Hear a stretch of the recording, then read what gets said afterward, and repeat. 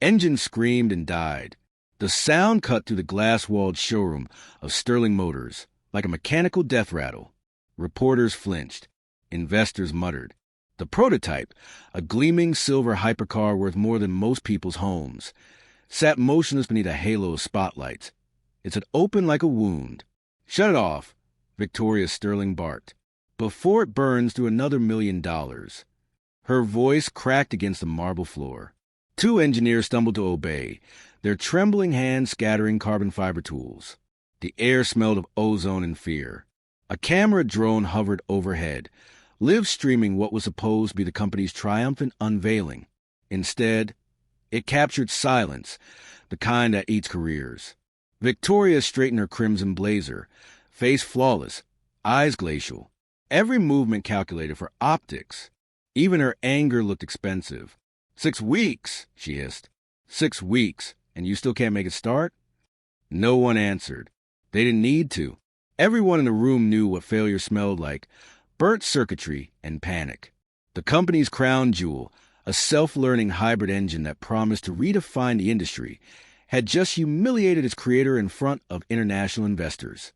The double doors opened with a hiss of air conditioning. A man in oil-stained coveralls stepped inside, pushing a maintenance cart stacked with tools, rags, and a bucket half filled with soapy water. Heads turned. He didn't belong here. The badge on his chest read Jamal Washington, Facilities. He paused, sensing the weight of every stare. The floor beneath him gleamed so bright it reflected the fluorescent lights overhead. His boots left faint scuffs that offended the marble's perfection. He kept his eyes down, steering the cart toward the service elevator.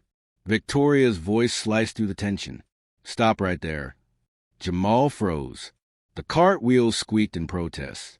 "Tell me," she said, loud enough for the cameras to catch every syllable, "why do we pay for security if the janitorial staff can just stroll into a private investor event?" A ripple of nervous laughter rolled through the crowd. Jamal looked up. "Ma'am, I was told to—" "Oh, you were told?" Her tone dripped with condescension. "By who?" "The cleaning fairy." More laughter. Jamal's jaw tightened, but his voice stayed calm. One of the engineers asked for extra cooling fans. "I'm just delivering them." Victoria stepped closer, her heels clicking like gunshots. She was tall, poised, sculpted by power and money. "Cooling fans," she repeated, eyes sweeping over his worn gloves. "That's adorable. Do you even know what that thing is?" She pointed at the open engine. "Or do you just mop around it?" A few interns laughed too loudly, eager to please. Jamal's eyes flicked to the car, the intricate web of carbon housing, titanium valves, and the faint shimmer of heat distortion still rising from the engine bay. He'd read about this machine in trade journals. He'd dreamed of working on something like it. "Yes, ma'am," he said quietly. "That's your eDrive X1 prototype. Hybrid twin-turbo system with adaptive AI calibration." The laughter stopped. For a moment, only the word camera drones filled the air. Victoria's smile stiffened. "Impressive," she said, recovering. "You can read a brochure. Now, why don't you be useful and take that car out before someone trips over it?" Jamal hesitated. The engine still smoked faintly, a whisper of burnt polymer. He could smell the imbalance, a sweet, acrid note that meant something was fighting itself inside the machine. His grandfather used to say engines talked if you listened close enough. This one was screaming. He turned slightly toward the table, where the engineers huddled. "Ma'am, if it's overheating after startup, you might have harmonic." "Harmonic what?" Victoria cut in, her voice slicing the word in half. "Don't finish that sentence." She walked around him, circling like a cat with a mouse. "Do you think you're smarter than the dozen MIT engineers standing here? That you, a maintenance worker, can fix what they couldn't?" Jamal met her gaze for the first time. Doesn't matter who fixes it. Just needs to work. That single sentence shifted the air. The investors exchanged glances, some amused, some intrigued. Victoria's smile hardened into a challenge. "You know what? Let's make this interesting." She stepped back, raising her voice so the cameras could hear every word. "If you're so confident, why do we give you a chance?" Jamal blinked. "A chance?" "Yes." She gestured grandly toward the car. 2 hours. Fix it. Right here. In front of everyone. The room erupted in murmurs. A reporter's flashbulb popped. And if I do? Jamal asked. Victoria's laughter echoed off the glass walls. If you do, she said, I'll make you chief engineer. Double the salary of anyone in this room. Gasps rippled through the audience. Even the interns froze. But when you fail, she continued, her tone turning icy, you'll be escorted out of my company by security. Permanently. Silence. The camera drone hovered closer, catching attention in ultra-high definition. The live stream's viewer count spiked. Hashtag Sterling Challenge exploding across social feeds. Jamal wiped his palms on his coveralls, eyes locked on the dead engine. You really want to bet your company on a mechanic? I'm betting on reality, Victoria said. And reality doesn't favor fairy tales. He thought of his grandfather in Detroit. Hands black with grease, eyes bright with pride. Engines don't care what color your hands are, boy. Just whether you understand their rhythm. The memory steadied him. Jamal nodded once. Deal. The crowd exhaled all at once, like they'd been holding their breath. Victoria smirked. Perfect.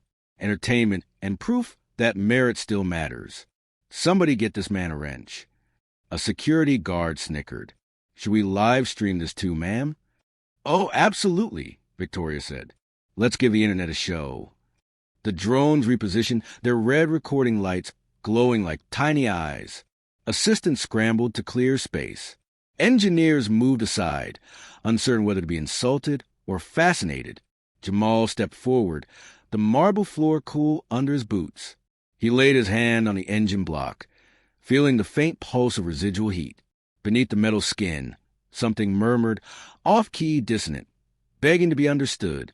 He closed his eyes for a second, tuning out the laughter, the whispers, the hum of electronics. The engine spoke. He listened. When he opened his eyes, the fear was gone. Only focus remained. Time starts now, Victoria announced, glancing at her diamond-encrusted watch. Let's see what a janitor can teach Silicon Valley. Jamal reached for the nearest wrench. The camera zoomed in on his hands, callous, scarred, steady as steel. The bet had been made. The world was watching. And somewhere deep inside that silent engine, redemption waited to roar. If you're enjoying this story, please subscribe to support the channel. The engine loomed before him like an unsolved equation. Chrome, carbon, and code. 3 materials that defined his life. One that reflected, one that endured, one that adapted. Jamal ran his fingers lightly along the polished housing, tracing the faint scratches invisible to anyone else. The texture told stories no report ever could. Stories about heat, strain, and imbalance. Machines couldn't lie. They could only beg to be understood. Behind him, voices swirled like static. Investors murmured. Engineers whispered. Victoria laughed that brittle, camera-ready laugh designed to travel well in press clips. Don't get your coveralls dirty on my floor, Washington, she said, pacing. Wouldn't want to ruin the aesthetic. He didn't answer. He didn't need to. Every word out of her mouth fueled his focus.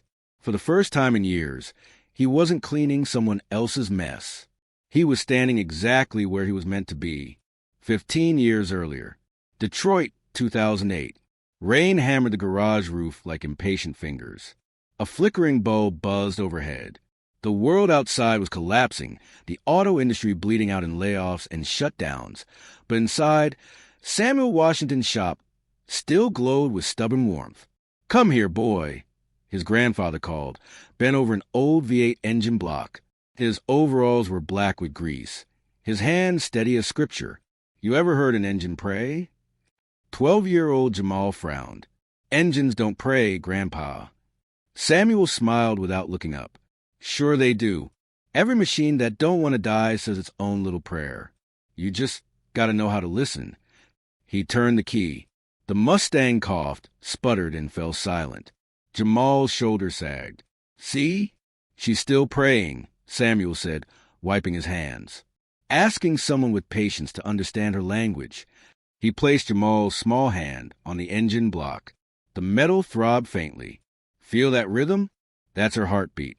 And you, if you're going to be worth anything, learn to listen before you fix. The lesson stayed with Jamal longer than the man who spoke it. Years later, when Samuel passed, his heart giving out mid-repair, the shop had fallen silent for good. The tools were sold, the land repurposed. But the sound of that heartbeat followed Jamal everywhere, back to the present. Sterling Motors felt like the opposite of his grandfather's garage. Too clean, too sterile, too proud. Everything smelled like disinfectant and ambition. Every corner gleamed, hiding cracks beneath polish.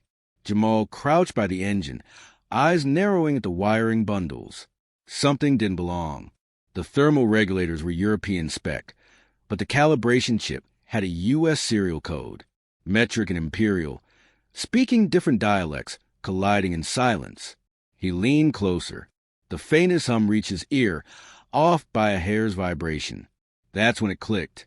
He wasn't fighting a broken engine. He was witnessing a miscommunication, just like his life in this place. Machines and people running on different frequencies, failing to connect because one side refused to listen. Down the hall, Victoria watched from the mezzanine, arms folded. Her assistant whispered about rising viewership numbers. The live stream had crossed 30,000 viewers. The comments split between cruel amusement and disbelief. This guy's insane. Maintenance man thinks he's Tony Stark. Why is she letting him near the prototype? Every snide remark played like background noise to her ego. She didn't care about the car anymore. She cared about the spectacle.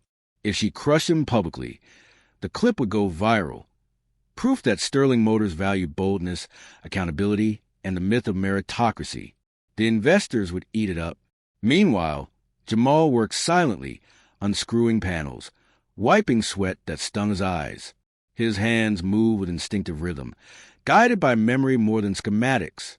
He wasn't just fixing something. He was listening to it confess. Behind him, the chief engineer muttered, "He's guessing. He's going to fry the core." Another replied, "Still, he looks calm." Jamal heard them. He heard everything. But his mind was back in Detroit, back in the smell of rain on concrete and his grandfather's laughter, back in the sound of an engine resurrecting itself from silence. He'd been underestimated his whole life. Teachers who assumed he wasn't college material. Recruiters who ignored his resume. Interviewers who looked surprised he spoke so well. Even here, 3 years at Sterling Motors, always the one holding the mop, never the mic. But this engine didn't care where he came from. It only cared whether he could hear it properly. His mother's voice rose from the depths of memory. "You're not invisible, baby. You're just waiting on the right light." She'd said that the night before her second surgery, voice thin but fierce. She fought cancer with the same stubbornness her father had fixed engines. And when the bills came, Jamal dropped out of university to cover them. He'd traded his degree for her life, his dreams for her smile. And somehow, he'd never regretted it. Now, standing beneath the sterile hum of corporate lights, he realized that sacrifice had never been failure. It had been preparation. Time check. Victoria's voice snapped across the room. "You've got 1 hour left." Her tone was sugar-coated steel. She turned to the investors, performing for the cameras. "Don't worry, gentlemen. He's almost done proving my point." Klaus Muller, the German investor, frowned. "Perhaps, Miss Sterling, you should let him finish before deciding the point." Victoria's smile faltered. "Excuse me. Where I come from," Muller said coolly, "we respect those who can work with their hands. You might learn something from him." The comment hung in the air like smoke. For the first time that afternoon, Victoria didn't have a comeback. Jamal caught the exchange out corner of his eye, but didn't react. He was focused entirely on the readings. Temperature oscillations steadying, pressure alignment sinking closer to equilibrium. The problem wasn't massive. It was microscopic. A misalignment smaller than a breath, but devastating at scale. He pulled a thin copper shim from his pocket, a keepsake from his grandfather's old Mustang restoration, and studied its worn edge. His fingers turned it over like a coin of memory. "The simplest fix," his grandfather used to say, "is the one everyone's too proud to try." He grinned faintly, the first time his face softened all day. He took the copper piece, slid it carefully into the coupling between sensor and intake housing, a bridge between mismatched systems, a translator between two worlds. The sensors blinked. The hum deepened. For a second, the air itself seemed to hold its breath. Did he just? One of the engineers started. Jamal stepped back. Not yet. He wasn't ready to start it. Not until every vibration sang in tune. Victoria descended the stairs, clapping slowly. "This is adorable," she said. "Really, you could have a future on television. America's Next Top Mechanic." The crowd chuckled. Jamal ignored her. He reached for the diagnostic tablet. Lines of code danced across the screen, data resolving into harmony. Numbers shifted from red to amber, then green. Dr. Elena Rodriguez, silent until now, moved closer, her sharp eyes scanning. "Wait, those are stable readings." "Impossible," muttered Marcus, the MIT engineer. "That error loop hasn't cleared in 6 weeks." Rodriguez didn't answer. She turned to Jamal. "What did you change?" He met her gaze, calm and unhurried. "I just let the machine tell me what it needed."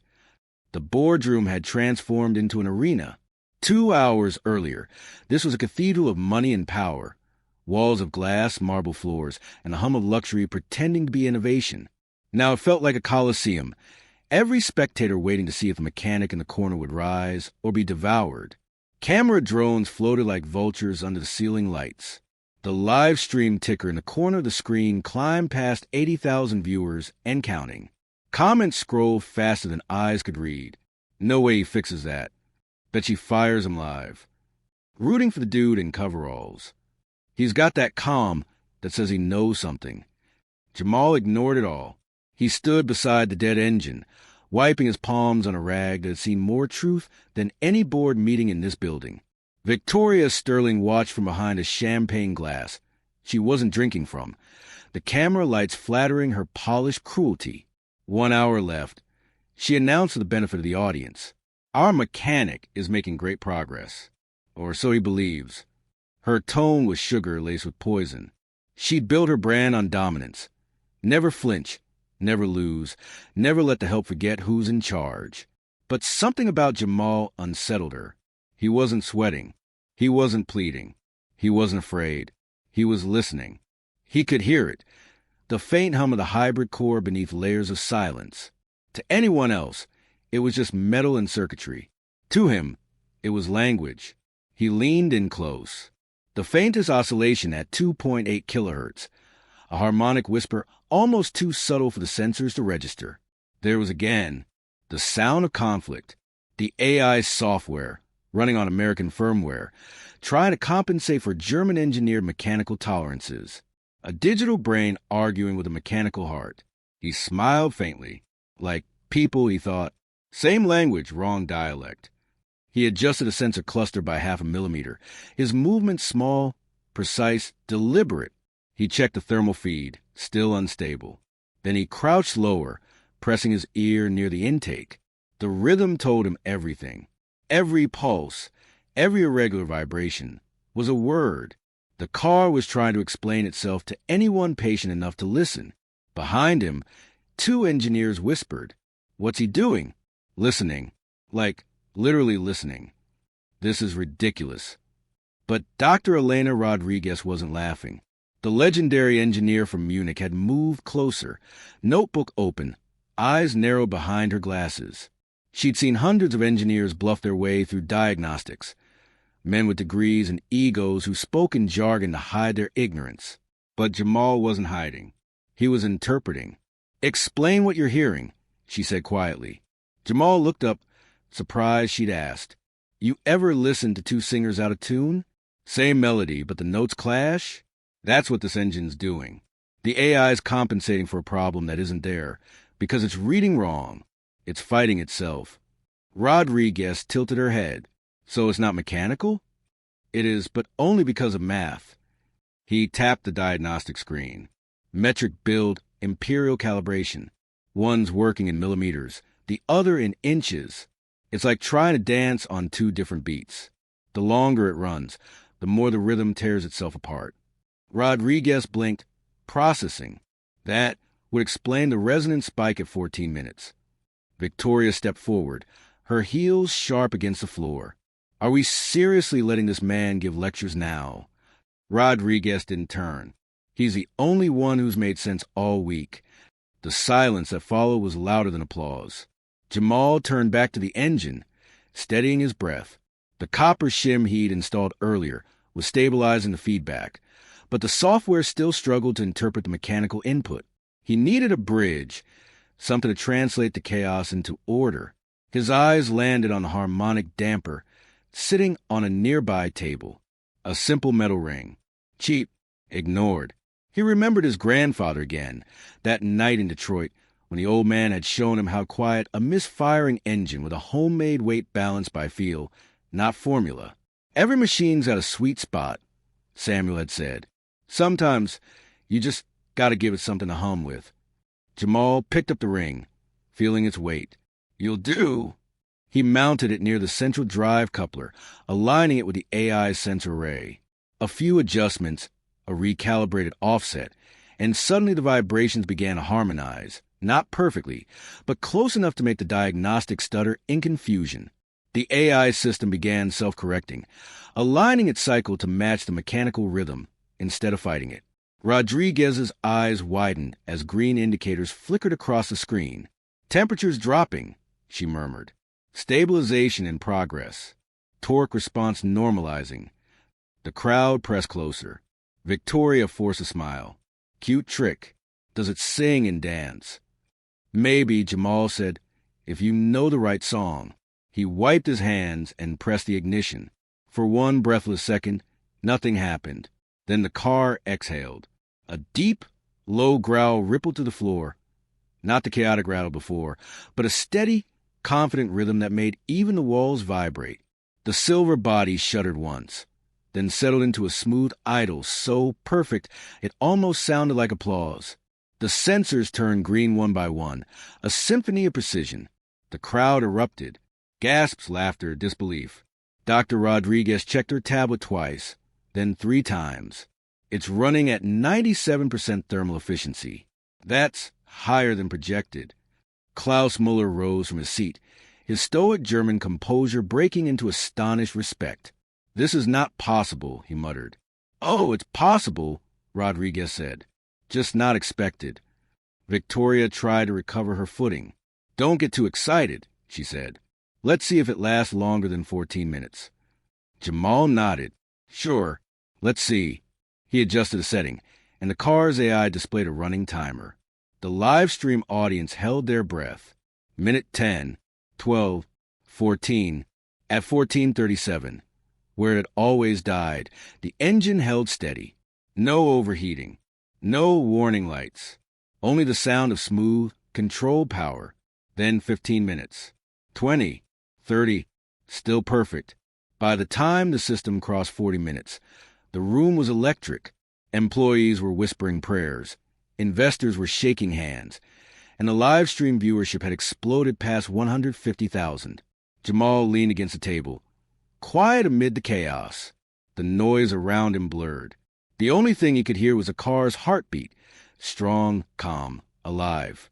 For years, people like Victoria had looked through him like he was part of the furniture. But now, with nothing but instinct and patience, he had forced the world to listen. The machine was proof. Rodriguez approached him, smiling faintly. That was extraordinary. You didn't repair it. You translated it. Jamal chuckled. Guess I'm good with languages. She extended her hand. I'd like to discuss a position. Something more fitting than maintenance. Victoria's expression darkened. Excuse me, this is my company. Rodriguez didn't even look at her. Then you should be proud he works for you. The roar of the engine still trembled through the walls long after Jamal shut it down. It wasn't just the sound of victory. It was the sound of change. Outside the glass, dusk had swallowed Silicon Valley. Streetlights glowed like witnesses. Inside, the crowd that once came to watch a humiliation now hovered between awe and disbelief. The air smelled of oil, ozone, and embarrassment. Jamal stood still, hands at his sides, breathing steady. He'd said nothing since the car purred into silence. He didn't have to. The evidence idled right in front of them, undeniable, efficient, alive. Dr. Elena Rodriguez broke the quiet first. "I've seen breakthroughs," she said softly, "but never humility turned to innovation so cleanly." She turned to Victoria. "Ms. Sterling, I suggest we add Mr. Washington to the senior diagnostics team immediately." The room exhaled, murmurs rippling through the engineers, the interns, the investors. Phones buzzed, drones refocused. Victoria's mouth twitched. "Let's not get carried away." He was following. What? A hunch. Klaus Muller rose from his seat like a man announcing judgment. "In Germany," he said, his accent slicing the air, "we call that intuition. It separates technicians from geniuses." He gestured toward Jamal. "This man achieved in 2 hours what your staff could not in 6 weeks. You should thank him, not question him." The words hit like a verdict. 30 floors below, the world was watching. The live stream had exploded across every platform. Hashtag The Mechanic Who Listened trended on Twitter, TikTok, LinkedIn, even Reddit. Clips circulated. Jamal standing beside the machine, eyes closed, listening. The engine roaring to life. Victoria's face freezing mid-smirk. Commentators on tech podcasts began analyzing the Jamal method. He diagnosed the error by sound alone. This is what happens when corporations ignore hands-on intelligence. It's poetic. The man she mocked for smelling like motor oil to save her empire. By the time Victoria checked her phone, the story had grown legs she could no longer control. The press release she prepared, Sterling Motors solves prototype crisis, was irrelevant now. Every outlet led with the same headline. Mechanic outsmarts Sterling CEO during live demonstration. Her empire was trending for all the wrong reasons.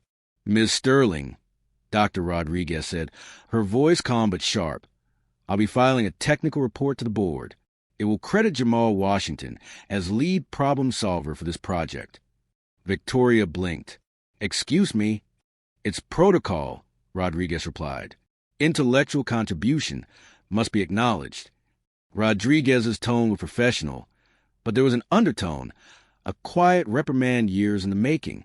Victoria forced a smile. "Fine. Give him his name in the report. I'll approve it." But the tremor in her voice betrayed her. This wasn't supposed to happen.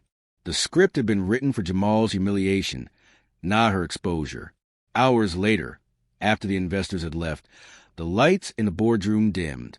Only Victoria and Jamal remained. The engine sat quiet between them like an impartial witness. She leaned against the glass, staring out at the city. The reflected skyline fractured across her own face. "You made me look like a fool," she said. Jamal didn't move. "I didn't make you anything. I just fixed your engine." Her laugh was sharp, brittle. "Do you have any idea what you've done? I had a narrative, a brand, investors who—" "You had a bet," he interrupted quietly, "and you lost." That stopped her. No defiance in his tone, no malice, just fact. She turned, arms crossed. "Don't get righteous with me, Washington. You think one viral video makes you important? You'll fade like every other internet story." "Maybe," he said, meeting her gaze evenly. "But every person who saw that clip knows something they can't unsee. That genius doesn't always wear a suit." Her jaw tightened. "You think you're better than me?" "I think I'm finally being seen," Jamal said simply. "That's enough." By morning, the company was unrecognizable. News trucks lined the street. Employees whispered Jamal's name like folklore. HR departments scrambled to update policy statements on inclusion, merit, and leadership. The board called an emergency meeting, not about the engine, but about reputation. Klaus Muller had already emailed his conditions to the investment deal. Sterling Motors must retain Jamal Washington as lead mechanical integration specialist. The clause was non-negotiable. Victoria read the document 3 times before realizing what it meant. She couldn't fire him. She couldn't bury him. She had to share credit with him. Publicly, the irony burned worse than humiliation. Jamal arrived that afternoon. Same uniform, same quiet demeanor. No entourage, no press, He went straight to the lab, logged his notes, and thanked the engineering team, the same people who once avoided eye contact in elevators. One of them, Marcus Brooks, stepped forward. "You saved our jobs, man." I didn't see you before." "That's on me." Jamal smiled faintly. "Doesn't matter who sees you first. Matters who believes you when it counts." He didn't stay long. The noise, the cameras, the handshakes, none of it mattered. He needed air. He walked out to the courtyard, where the prototype now gleamed in full sunlight. The same machine that had exposed everything wrong with his company, and everything right still hidden within it. He laid a hand on the hood. The metal was cool, the heartbeat steady. "Good work," he murmured. That evening, the board released an official statement. Sterling Motors celebrates the groundbreaking collaboration between CEO Victoria Sterling and engineer Jamal Washington, whose innovative insight resolved the e-drive crisis and advanced hybrid design globally. Collaboration. The word felt dishonest, like a white flag wrapped in PR spin. But Jamal didn't care. The truth didn't need validation. It already lived in the millions who'd watched the video, and the engineers who now greeted him with respect, and the old man's voice still echoing in his head. "Listen before you fix." That night, he drove out past the edge of the city, where the glow of streetlights gave way to stars. He parked his battered pickup truck outside an abandoned warehouse, once a repair shop, now just concrete and memories. Inside, he found an old sign half buried under dust. "Washington and Sun Garage." He brushed it clean, smiling as his fingers traced the faded paint. "Guess you were right, Grandpa," he said softly. "Engines don't care who's holding a wrench. They just want someone who listens." He looked down at his grease-stained hands. The same hands that built his reputation. The same hands Victoria had mocked. They didn't look different, but everything around them had changed. Back at Sterling Motors, Victoria sat alone in her glass office, the city glowing beneath her. The live stream replayed on her screen, looping endlessly. The moment she sneered, the moment he answered, the moment the world turned against her. For the first time in years, she didn't look flawless. She looked human. She muted the video halfway through. Then she opened her laptop and typed a new company directive. Implement mentorship program for non-degree technical staff. Begin with Washington as lead advisor. Her assistant found her there an hour later, staring out the window. "Ms. Sterling," he said, "should I schedule press interviews for damage control?" She shook her head. No, the damage was control. The next morning, Jamal found an email waiting in his inbox. 6 months later, Silicon Valley woke to a new kind of empire. Sterling Motors was no longer just a tech company. It had become a symbol. The viral video, The Mechanic Who Listened, had been viewed over 40 million times across every major platform. Engineering schools used it as a case study. Podcasters dissected it as a corporate parable. HR departments quoted it in diversity seminars. And somewhere between the hashtags and headlines, Jamal Washington stopped being a janitor and became something far rarer. A reminder that brilliance doesn't need permission. The new Sterling Motors research facility in San Jose hummed with quiet precision. Sunlight spilled across rows of experimental prototypes, hybrids, AI-integrated drives, sustainable fuel systems, all carrying one tiny inscription on the plaque near the engine block. Harmonic Integration, J. Washington. Jamal walked the floor in a dark gray lab coat now, not a maintenance uniform. The same calloused hands that once carried mops now drew blueprints for next-generation designs. He moved through the lab with calm authority, mentoring young engineers who whispered his name like legend. "Mr. Washington," one intern asked timidly, "how'd you learn to read an engine by sound?" He smiled, tapping his ear. "Same way musicians read notes. You practice until silence sounds wrong." They laughed softly, but his words stayed with them long after. Upstairs, the boardroom looked different too. Victoria Sterling still sat at the head of the table, but quieter, older in posture, her diamond confidence tempered by reality. The new quarterly report glowed on the screen. Revenue up 43%. Investor confidence restored. European partnership secured.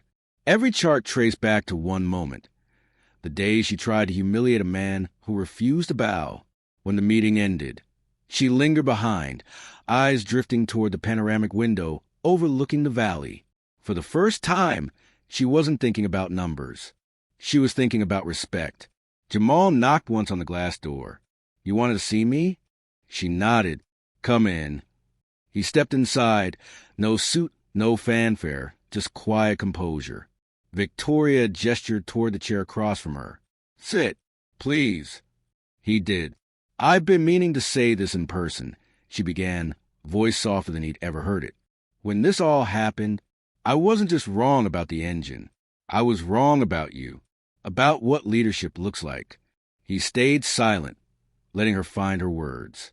"I thought control meant perfection, command, never being questioned." She exhaled. "But what you did, the way you handled that room, those people, you led without needing to prove it. You just were." She paused. "And I envied that." He studied her, then said simply, "You don't have to envy it. You just have to practice it." Her lips curved into a rueful smile. "You sound like Dr. Rodriguez." "She's a good teacher." "She is," Victoria admitted. "She's also been very clear with the board. I'm to take mandatory mentorship sessions with you on inclusive leadership." He almost laughed. "With me?" She nodded. "The irony isn't lost on me." For a moment, silence stretched between them, not tense, but human. The kind of silence where two people finally heard each other. Then Jamal stood. "I'll teach you what my grandfather taught me." She raised an eyebrow. "Engines?" He shook his head. "Listening." Outside, the company courtyard had been remodeled into a public display of innovation, a circular platform where Sterling's newest prototype gleamed beneath glass. Reporters gathered as Dr. Elena Rodriguez and Klaus Muller stood on stage beside Jamal. "This," Rodriguez declared, "is not just a vehicle.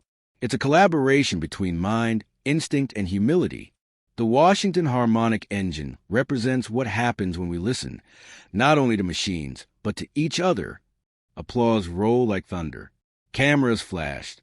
Jamal stepped up the microphone, feeling the lights blind his eyes, the same lights that once glared down on him during humiliation. But this time they didn't burn. They illuminated. He didn't read from notes. He spoke from memory. 6 months ago, I was mopping this floor. I wasn't supposed to speak. I wasn't supposed to be seen. But I've learned that silence isn't humility. It's surrender.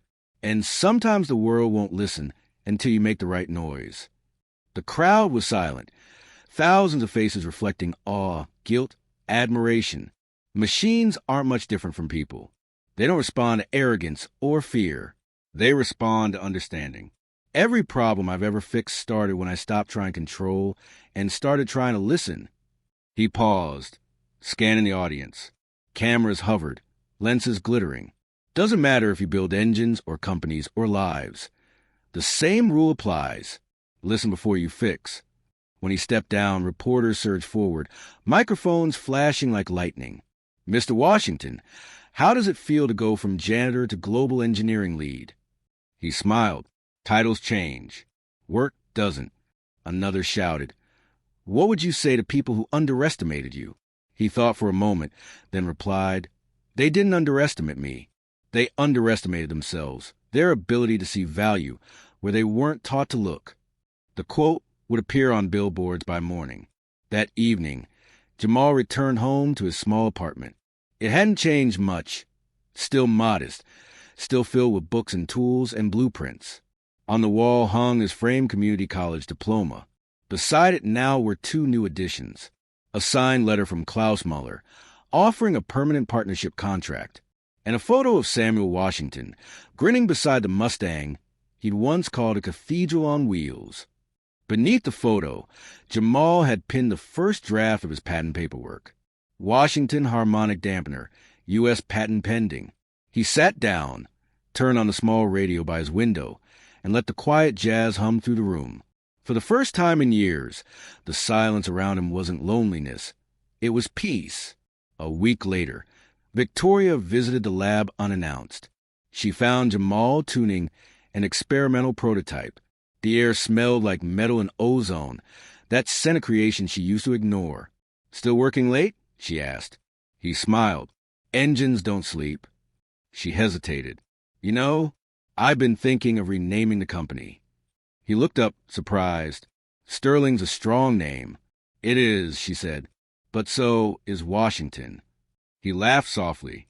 Keep yours. You earned it. She nodded.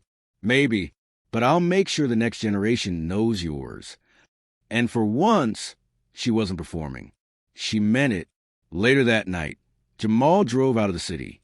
He parked by the same abandoned warehouse, his grandfather's old shop, and stepped out into the cool night air. He looked up at the stars, then down at his hands. Every scar, every callus, every burn mark told a story, not a struggle, but a survival. He whispered into the quiet, "We did it, Grandpa." Somewhere in that stillness, the wind brushed against a rusted sign, Washington and Son Garage, and it felt like the universe nodding back. He turned toward his truck, started the engine, and smiled as it hummed in perfect rhythm, the heartbeat of everything he'd ever believed in. The next morning, a viral clip circled the globe. A reporter had captured him walking away from the old garage, the sunrise breaking behind him. The caption read, "He didn't just fix an engine, he rewired an industry." And as the world watched a man who listened, the man who refused to bow, who turned mockery into music, one truth rang louder than any applause. Sometimes, the quietest person in the room is the one carrying the future's blueprint in his hands. If you like this story, please subscribe to support this channel.